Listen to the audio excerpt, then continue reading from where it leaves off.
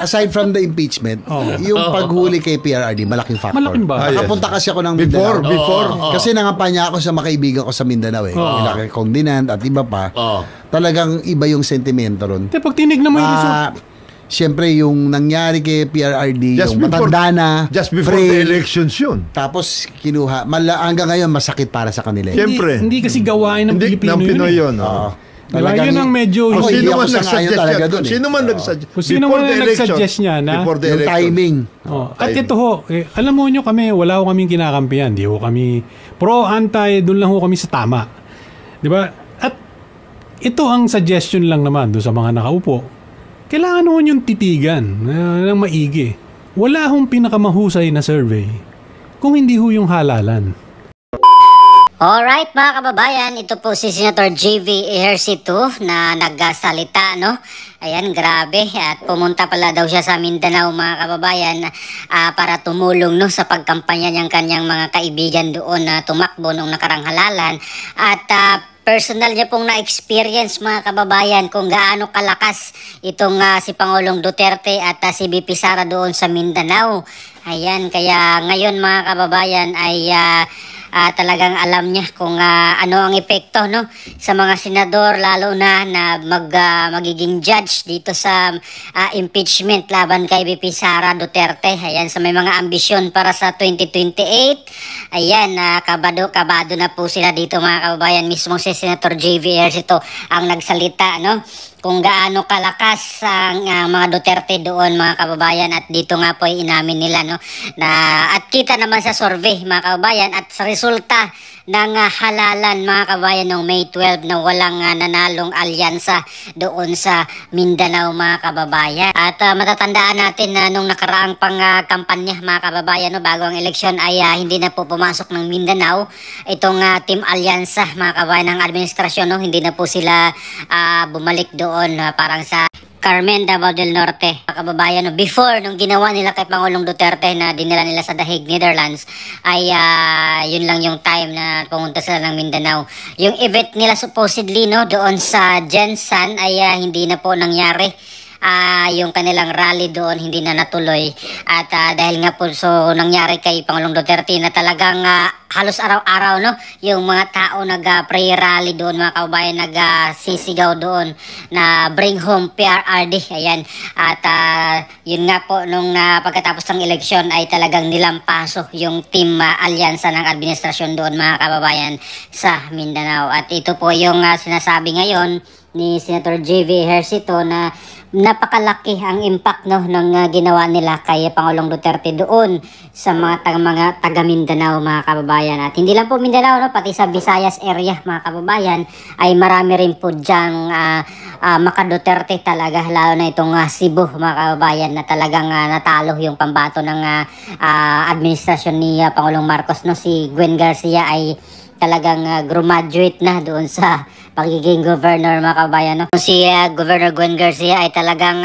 mahirap talunin to doon sa Cebu mga kababayan no, kasi talagang kumbaga yung foundation nito ay malalim na mga kababayan no, doon sa Cebu, pamilya ng mga politiko talaga ito doon mga kababayan. At marami pong nag-attempt ditong kumalaban sa kanya pero hindi po nagtatagumpay. Ito pa lang si Pamela Barriquatro mga kababayan no, ang nakatalo sa kanya mga kababayan doon. So ito pa po mga kababayan, panoorin pa po natin sila Senator JV Ejercito. Ayan, at talagang didiscuss nila dito yung impact ng ginawa nila kay Pangulong Duterte no, at dito sa impeachment ni Vice President Sara Duterte. Yan ho yung survey ng tao, yung sentimento ng tao. Huwag ho kayong maniniwala kay Asidre. Di ba? Si Asidre, yung si Tingog. Di ba? Yung bata ni speaker. Yung kasi pag kasama ko yan, JC yan. Sito kasi si Asidre, ang kanyang argument, bakit nanalo 80% nung mga 85%, 90% ng mga pumirma ng impeachment? Boss, yung mga nanalo sa distrito, ibig sabihin lang no, may makinarya ka, Meron kang mga personal relationship sa mga tao. At may pambigay na At may ayuda. pambigay ka, ayuda. Hindi yan yung collective sentiment. Ang collective sentiment kung ano nararamdaman ng tao across the country, National. sa national, sa senatorial. Ako yung ilang beses ko pagpunta sa Mindanao, naramdaman ko yun. Tsaka naka-apekto sa mga local candidates. Sambuanga, majority leader Manix Dalipe na Ulat una chika. lamang na lamang. Oo. Natalo Talo. ngayon kay Kaimer Olaso. Magkapatid, talo. Oo, Sa Dalipe. si Mayor John Dalipe. Talo rin. Oo, yun talaga apektado. Sinabi ni Mayor sa akin, John Dalipe nung nakita. Mabigat na ang nangyari. laban dahil sa Hindi ko nangyari kay maintindihan. PRRD. Tingnan nyo ha, yung timing. Una, gusto mo mag-impeachment. Di ba? Bakit hindi mo ginawa after the election? Total, June 2 pa ikakalendaryo ni Senator Cheese. Di ba? So, ano ang nangyari? Nakadagdag sa galit ng tao. Tingin ko miscalculated. Tingin nila, Timing. magagamit nila ito for the election na nag-negative. Kaya nga kung sino tigabasan Mali ninyo, nga pukpukin nyo Mali. Pati yung Diba? pati yung Yung arrest the head- ninyo si the PRRD. head before the elections. Hindi dapat after na lang. Kung At saka, talagang gusto ninyong arrest Alam mo, ninyo. tama kayo yung Pilipino. I mean, ako yung senaryo na ng pagkakahuli kay President Duterte. Wala na. Nandun yung anak, kinuha mo yung matanda na napakahina na. Ang masakit yun eh. At saka yung mga umarest. Nangyari kasi sa amin yun eh. Tama. Kaya Naalala ko nga si President Erap eh. Tsaka nakapapansin mo kay President Erap. Oo. Ilang taon yun. Yung sympathy, suporta sa kanya, hindi na wala. Tuloy-tuloy. Kahit na nakakulong siya. Ginulong, di ba? Ilang taon Tuloy-tuloy ginulong siya. si Tuloy-tuloy yun. President Era. Tsaka dapat Nakailan ba? matagal, 6 years, 7 6 years. years, Pero yung grabe, suporta hindi nawala. Di ba? Tsaka sana they should have learned the lesson. Yung nilabas yung mugshot na talagang kinawawa si President Erap. Yung tao no, spontaneous, wala Yes. nag-organize. Yes, yes. Lumabas. Wala lang militar, wala lang tumulong na militar community Turnaround yun, component, pero yun turnaround. talaga naglabasan Turnaround ng yun, tao. yes. Talagang revolusyon yun. of the Yun, masses. yun nga yung isang isinulat ko kahapon eh. It is, ang isang contributing factor do sa mga nag-i-strategize is the arrogance. Di ba? Yung... Ay, hindi nakatulong. Hindi nakatulong, sana eh. ginawang soften, mas malambot. Ayan, yan ang galit ng tao. Gusto niyo Sorry po si General Torre, pero I think yung pagkakahandle niya nung sitwasyon nun nandun, medyo marami ang nainis doon. The strategic issue is bakit mo ginawa yun at the time na ang point Mali yung ko, pwede tempo naman, halimbawa yung impeachment, pwede mong gawin. Tingnan mo, nagalit sa inyo yung tao, wala namang nangyari nung final mo yung impeachment because Yes. nakakalendaryo. Procedurally, tatanggapin sa Senado, pero Pero bibistahan sa June 2. So ano nangyari? Nothing. Inaresto nyo, Bakit mo ginawa yun? dinala nyo sa ICC. Yeah. Kung gusto nyo talagang dalhin, After. hindi after. Oo. Tapos na yung halalan. Ngayon, ano nangyari? Yung political at strategic capital ni Pangulong BBM, bagsak. Naapektuhan. Apektuhan. Ano ginagawa ng PCO pala? Ha? Wala, hindi na. Ang It's PCO. not a matter of communication. Si Ali Clar. PC. Tapos naglagay pa kayo ng tigapagsalita Si na Ali bawat Clar. bukan ng bibig, nagagalit ang tao. It's not a matter of communications anymore. Pero ang Hindi, problema, kasama yun. Pwede Kasi kasi sana- ano ginagawa? Wala, hindi mo kaya Ano ng ginagawa? hindi mo na kayang ang problema eto, natalo yung administration. Ito po, kung lang Tanggapin discussion natin. lang po natin, Tanggapin natin yan. academically, wala ko kaming kinakampihan. Yung narrative na control nung grupo ni BP. Di ba, bagsak na nga si BP Wala after the na. budget eh. Wala na yun. Oo. Di ba? Bagsak na doon sa mga confidential funds, Yes. etc. Wala na yun. O ba, kita mo sa survey, bagsak yung Bagsak na rating. yun. Pero pagkatapos ng impeachment, Tinuloy-tuloy diniinan pa eh. Akyat. Tinuloy-tuloy, diniinan pa daw mga kababayan, sabi ni Senator JV Ercito, no? Itong ginawa nila kay BP Sara. Hindi lang yung impeachment, kundi dinala pa po nila doon sa The Hague, Netherlands, itong si Pangulong Duterte. Kaya yun tuloy ang nangyari sa resulta, no? Ng halalan noong May 12 na walang nanalong alyansa, mga kababayan, doon sa Mindanao. At kahit naman doon sa talagang partido ng Pangulong Marcos, mga kababayan, no, ay walang nanalong senator doon. Kasi itong mga nanalong senator ng alyansa ay hindi naman talaga purong partido ng Pangulo. Mga galing ng ibang partido po sila na nakipag-alyansa lang dito kay Pangulong Marcos, mga kababayan. At yun nga, sabi po nila, ayan, pati itong si Jude Asidre, no? Congressman Jude Asidre ng Tingog ay binira po nila, no? Dahil may salita po siya nung mga nanalo daw mga congressman, mga kababayan, no? Kahit na kumalaban or pumirma doon sa impeachment laban kay kay BP Sara ay nanalo pa rin nung nakaraang eleksyon mga kababayan. At sabi naman dito ng kasama ni Senator JV Ejercito na hindi po kasi collective result yung nangyari mga kababayan, no? Yung collective sentiments ng mga tao. Dapat daw tumakbo siya sa senador mga kababayan para malaman kung gaano ang epekto ng ginawa nila kay Pangulong Duterte at yung impeachment laban kay BP Sara. Itong mga congressman daw kasi kaya nanalo ay meron pong personal na attachment doon sa kanyang mga constituents o kaya meron mga ayuda na pinamigay.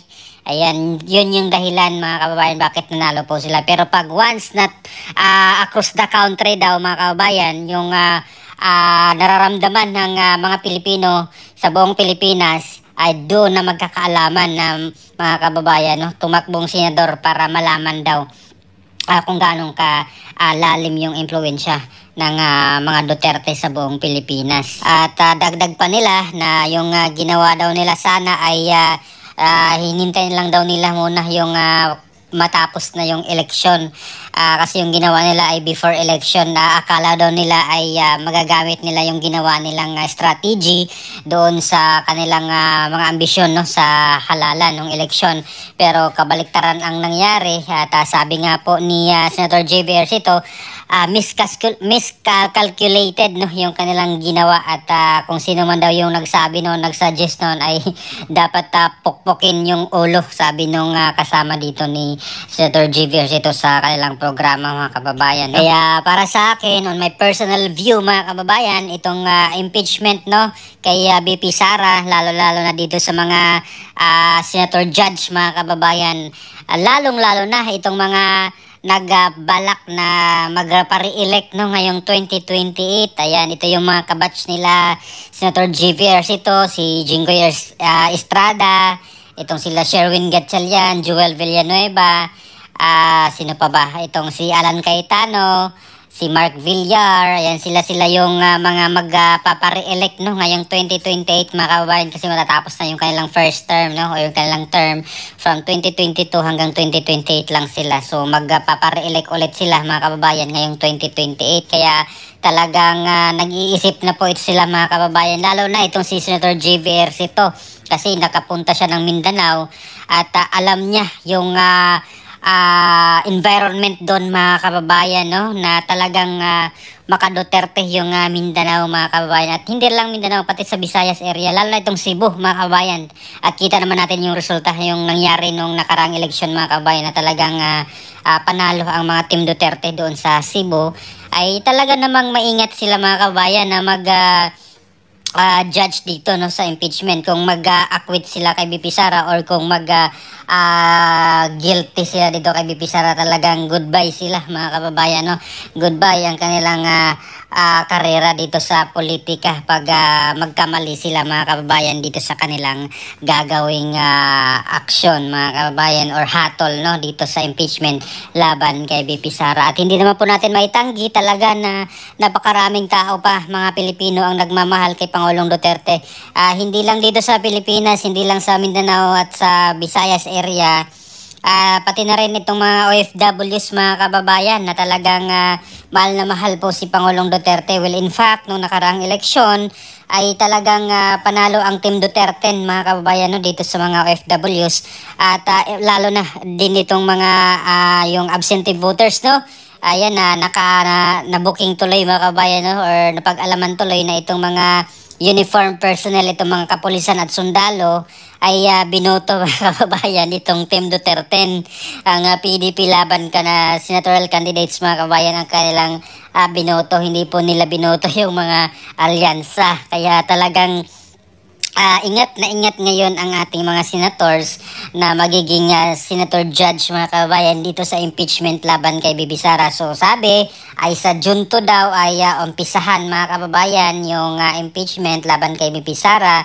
At meron na daw pong communication nga itong si Senate President Chis Escudero at si House Speaker Martin Romualdez mga kababayan, no, about dito sa impeachment ni BP Sara. At sa inyo mga kababayan, no, ano po yung magiging reaction nyo dito mga kababayan, no, sa sinabi ni Senator J.V. Ejercito na siya mismo na experience niya yung environment doon sa Mindanao na ibang-iba talaga yung pakiramdam ng mga tao doon sa ginawa nila kay Pangulong Duterte at nakita naman natin sa resulta ng eleksyon ng May 12, 2025 mga kababayan. No? So para sa inyo, ano pong komento nyo dito?